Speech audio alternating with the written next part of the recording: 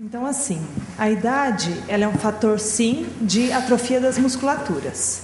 Se a gente pensar que engolir é fazer uma força para o alimento descer da boca para o esôfago, a atrofia das musculaturas pode causar, sim, uma dificuldade relativa. Mas é claro que é sempre uma pequena dificuldade. Toda dificuldade que leva à perda de peso, a um incômodo que é muito grande, que a pessoa passa, ao invés de se alimentar em meia hora como todo mundo, passa a demorar 1 hora, 1h30, passa a se privar de alguns alimentos porque não consegue engolir, todos esses são sinais de alerta. Então eu não consigo comer pão, não consigo comer carne, porque os sólidos não descem mais, eu só como sopinha batida. Tem alguma coisa errada. A segunda coisa em relação à Coca-Cola é, com o tempo, a saliva também diminui.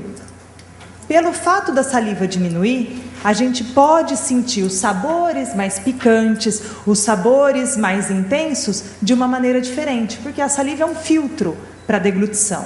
Outra coisa que interfere muito é que com a idade a gente começa a usar alguns outros remédios. Remédio para pressão, remédio para depressão, e alguns desses remédios também diminuem o fluxo salivar. Então, às vezes o remédio que eu tomo para depressão ou o remédio que eu tomo para hipertensão arterial, que é a pressão alta, pode diminuir a saliva e isso pode causar dificuldade.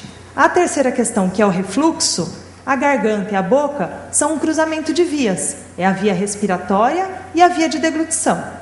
Se eu tenho alguma coisa alterada na via do caminho do alimento, que é o esôfago e o estômago, as alterações de estômago e de esôfago podem, às vezes, ter refluxo, às vezes só as eructações, a acidez voltar para a garganta, então elas podem ter participação também. Então, para a gente pensar que um incômodo na garganta, nem sempre ele vem da garganta, ele pode também vir do estômago ou do esôfago.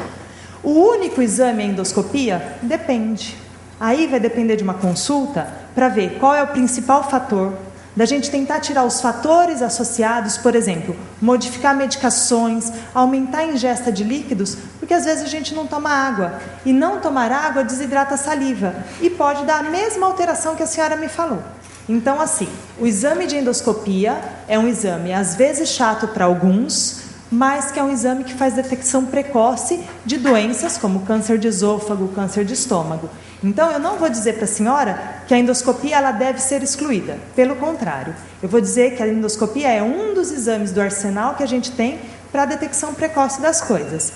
Mas a gente não tem que pensar como um exame, a gente tem que pensar no paciente como um todo. Então não adianta me falar, eu tenho refluxo e tenho dificuldade para engolir. Só essas duas coisas não bastam. A gente precisa saber quem é você, o que você tem de remédios, o que você tem de alergias, as outras coisas que participam para fazer o tratamento. E por isso a relação médico-paciente ela é o principal fator nessa detecção. Só mais uma coisinha, eu vou falar alto. A alteração de voz da quarta idade tem conserto? Então,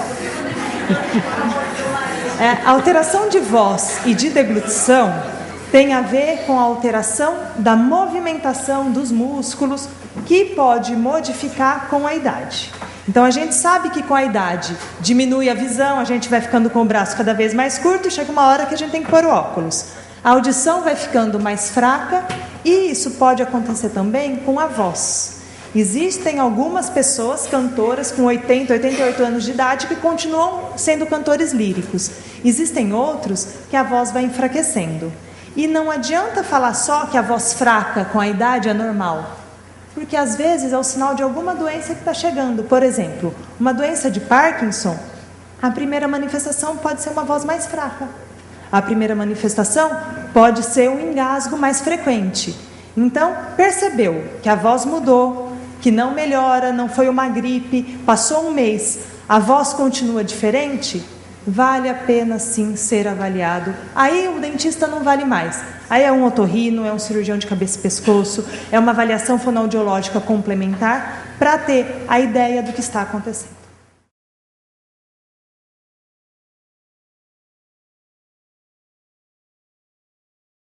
É o seguinte, quando a gente dorme de boca aberta, normalmente você está respirando pela boca também, não pelo nariz. E você acaba provocando um ressecamento das vias aéreas. Então, provavelmente, esse ardor, esse incômodo que o senhor sente pela manhã seja mais pelo ressecamento. Assim, mesmo assim, o ideal seria passar por uma consulta, por uma avaliação médica, para a gente ver o que pode ser feito para melhorar isso, já que está te incomodando. Como a doutora Paula falou, com o passar dos anos, essa fraqueza muscular, ela também pode levar ao ronco, à apneia, que é a parada da respiração, né, durante o sono. E o número de apneias aumentadas, ela pode aumentar também a chance de eventos cardiovasculares, que seria o infarto, o AVC, o aumento da pressão, do diabetes. Então, está tudo relacionado, nunca é uma coisa só. Então, o ideal seria o senhor passar por uma avaliação mesmo para a gente ver o que pode melhorar em relação a isso. De imediato, o que o senhor pode fazer é adquirir o hábito de hidratar a mucosa nasal com soro fisiológico, tomar bastante água e umedecer o ambiente. Pode ser tanto um umidificador quanto toalha úmida. Isso ajuda também, porque o índice de umidade do ar baixo também dá ardor na garganta, mesmo você respirando normalmente pelo nariz.